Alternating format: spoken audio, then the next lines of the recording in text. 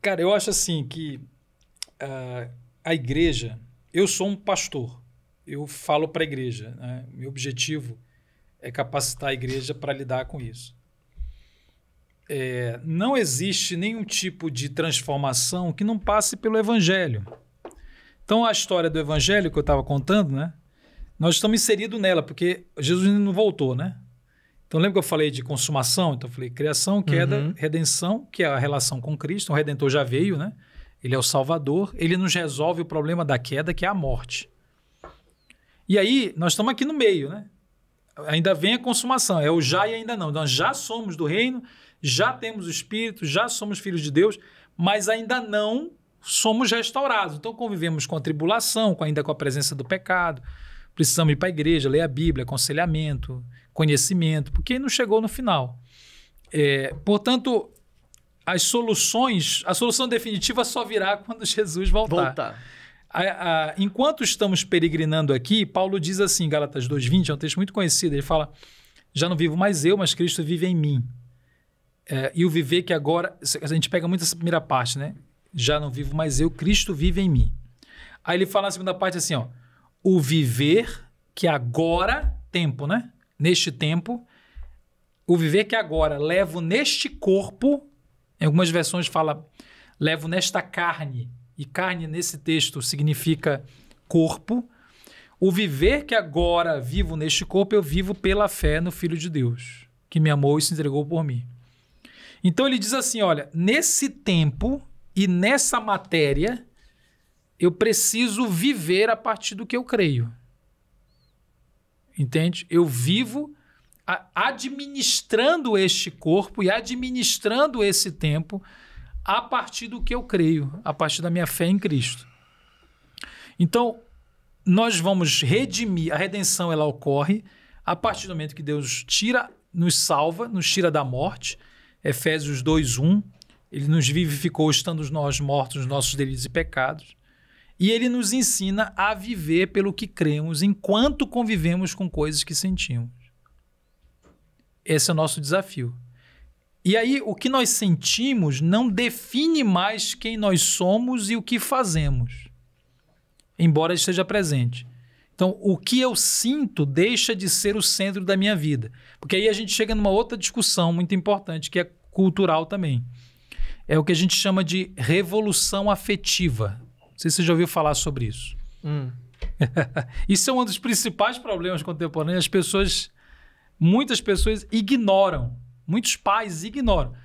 A revolução afetiva é um dos... Mas assim, é o centro nervoso do problema adolescente dos nossos dias. Eu vou resumir em poucas palavras. Eu vou te dar um exemplo e você vai entender. Minha filha uma vez Minha filha tinha 12 anos. Ela chegou comigo e falou assim, pai, na minha sala de aula tem um assexual. 12 anos. Aí eu perguntei, mas o que significa assexual para você? O que é um assexual? É uma pessoa que não tem atração por nada. Mas coitado do menino, tinha 12 anos, deu tempo. Devia ter uns 2 pelos pubianos, que ele penteava todo dia para ver se crescia. E ele chegou aos 12 anos e disse assim, sou assexual. Aí ela disse assim, você sabe que ele disse que é assexual, mas ele está afim de mim. Ela disse assim, eu curei a sexualidade dele.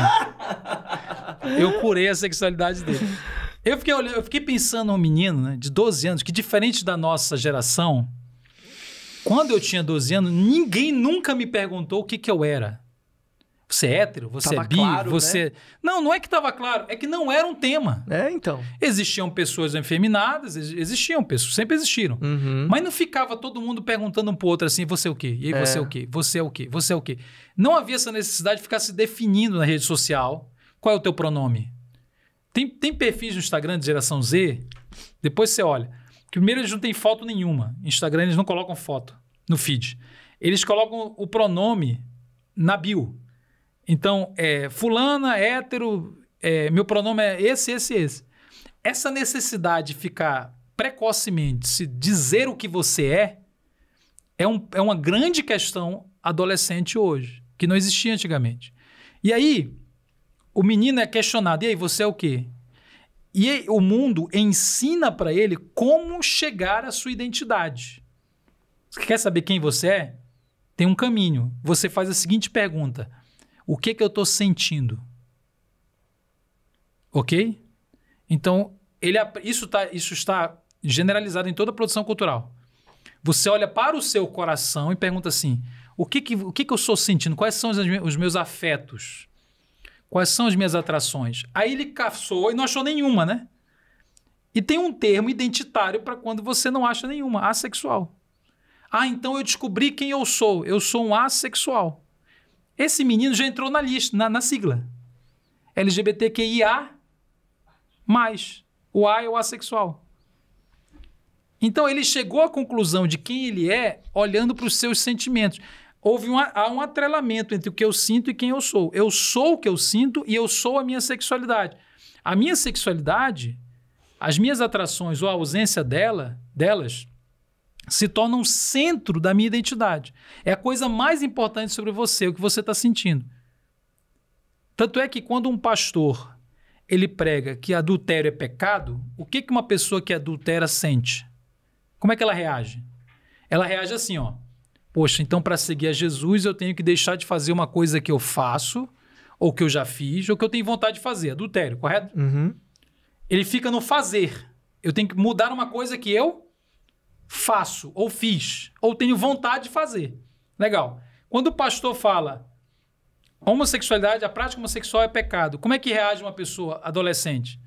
Poxa, mas então para seguir a Jesus ele vai ter de deixar de ser quem ele é? Uhum. Porque não está mais no fazer. Aquilo se transformou quem eu sou. Ora, se eu sou a minha sexualidade, as minhas atrações são os elementos mais centrais da minha vida, qualquer pessoa que, por acaso, faça alguma ameaça a eu viver toda a minha sexualidade deve ser criminalizada.